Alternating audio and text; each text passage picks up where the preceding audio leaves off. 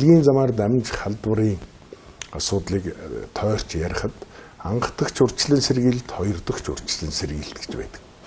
Анх дахь урьдчилан сэргийлэлт гэдэг маань халдвар авсан тухайн хүн түүнийг тойрсон асуудал.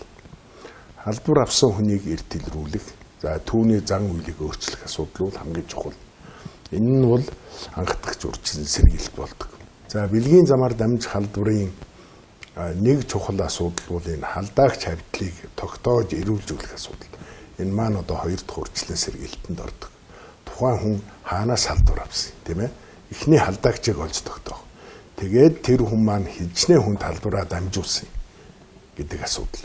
Энийг олж тогтоох асуудал бол манай одоо энэ бэлгийн замаар дамжих халдвартай тэмцэх, сэргийлэх үйл ажиллагаанд, энэ албаны үйл ажиллагаанд тогтож хэвшсэн ийм үйл ажиллагаа. Энэ оны тухайд 6 сараас эхлэн хэрэгжиж байгаа Тэмбүү устгая үйл ажиллагааны хүрээнд бид нар орон нутгийг ялангуяа бэлгийн замаар дамжих халдварын кабинетийн дэргэд энэ одоо яг халдаагч хавьтлыг тогтоох мэрэгжилтэн ажиллуулъя гэсэн ийм юуг одоо сайдын тушаалаар батлагдсан үйл ажиллагааны төлөвлөгөөнд тусгагдсан. За энэ чиглэл дагуу уул аймагуд бас ажил хийгдэж эхэлж байна. Тухайлбал би саяхан Архангай Завхан аймгаар яваад ирсэн.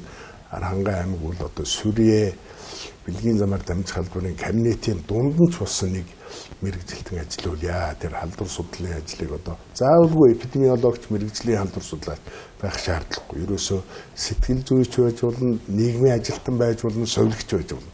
Тэр хүнийг л тэр одоо хавьтал халдаагч тогтоох тэр ажиллагаанд сургаж мэрэгшүүлэх ёстой.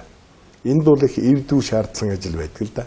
Бэлгийн замаар дамжих халдвартай хүмүүс бол одоо хинээс халдвар авсан, хэн талдаасан гэдгээ нуудаг.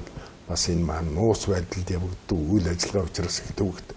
Тийм учраас тухайн хүнтэй ажиллах хугацаа бол бас тодорхой тэр ажиллаж байгаа хүний тухайд хугацаа хэрэгтэй, эвдүү хэрэгтэй, хүнээс зөв асуулт асууж зөв хариулт авах энэ одоо энэ зан үйлд өөрөө мэрэгсэн байх хэрэгтэй. Үүний төлөө бол заавалгүй сургалт явуулах нь чухал байна. Тийм учраас одоо энэ бэлгийн замаар дамжих халдвартай тэмцэх, сэргийлэх үйл ажиллагаа явуулж байгаа албадууд, мэрэгжлийн кабинетууд заавалгүй одоо энэ хүн ажиллах чухал. Одоо өнөөгийн байдлаар бэлгийн замаар дамжих халдварын орон нутагт ажиллаж байгаа кабинетууд маань ихэнх нь ганц эмчтэй байна. За ганц эмч тухайн хүнээ үзэн, зөвлөгөө өгнө, эмчилгээ хийнэ. Тэр нарийн одоо халдвар судлалын, хавьтал судлалын үйл ажиллагаа явуулах боломж их багатай.